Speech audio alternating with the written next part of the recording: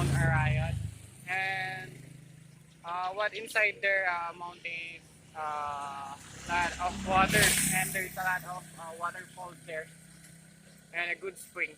How long has it been since it was erupted, volcanic? I did not still remember, but Very long time. yeah, very long time. So it's going to be dormant for probably ever. No, actually that mountain is long time. They actually been long time, Okay. and that's not an active volcano. So we're here at a really good view of Mount Arayat, and then we got the cornfield here and the carabao out there in the middle, and my soon-to-be brother Angelo behind me. And so I'm gonna get us stopped right there, and we'll add this to our next video. Thanks for helping me out, Angelo. Nothing to worry. With who? Your mom? Yeah. So I guess she taught him. Anyway, we was talking about cooking, and that looks like a big giant cake.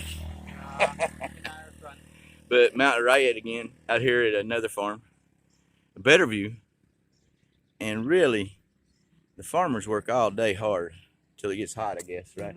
Then they'll pack it in. They get up real early, and anyway, guys, this is a really good view of Mount Arayat. It's a sleeping volcano. Yeah, I don't think it's going to come back to life, but you never know. But if you look whenever you're flying over Pampanga, when you're coming into the airport there, everything's flat down here except for that stands out so big by itself. And which direction? When I was here, Mount Pinatubo exploded. Yeah. And which direction is that from here? Because it's in Zambales. Yeah, And we're in Pampanga, which Pampanga's got Clark Air Base and different little cities here and there, but mainly Pampanga's almost inland. Well, it is inland. There is no island. It's all landlocked. Yeah, more on land. And Zambales is a lot of ocean, Yeah. oceanfront. Because when you leave Subic and head towards Anglo City, it's not far until you see the sign that says Pampanga. So you know, if you go way out there. Yeah. Anyway, guys, I stopped at another great place. We're in 2 minutes on this one.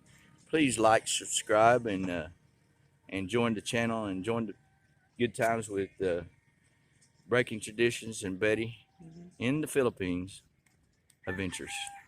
So I think you'll really enjoy this, and we'll talk to you later. And don't let your meat low. So here's my final stop before we turn around, because I'm old and can't hack it. But this is Mount Arayat, kind of close up. We're not quite there, but it's 6:40 in the morning, almost 7:27, and we've probably got an hour drive back, and that'll make it 7:40, almost 8 o'clock. And what we was going to talk about here is, in the last, there's all these trees, and I wondered about them, so I started asking Angela about them. And they've been cut to go over the roads, and in the middle of the day they shade the road really well. And they've had to cut a lot of them down, sadly, because there was a bad storm. What was the name of that?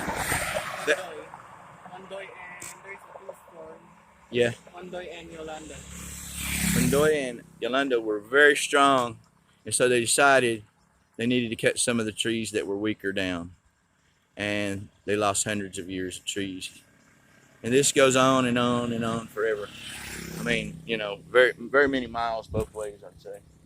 And everywhere I go, actually, I see these trees. And what are they called again? Acacia tree. And like these are like 100-year-old or more. But I see some of them that are double the size of that, are probably 300 to 400 years old. It's sad that they had. But here's our evidence right here of one of them that they had to cut down. the roots being burned there, and right here by the farm. So that's a sad story, but hey, maybe they'll come back now and do well. In another 100 years, you'll have the roads covered again. Depends on that global warming, I guess. Thanks, folks, for watching. This will be the end of this video. Say goodbye to the Anglo. Bye guys, and don't forget to subscribe on his YouTube channel, okay? And bye for now. Thank you. Arayat.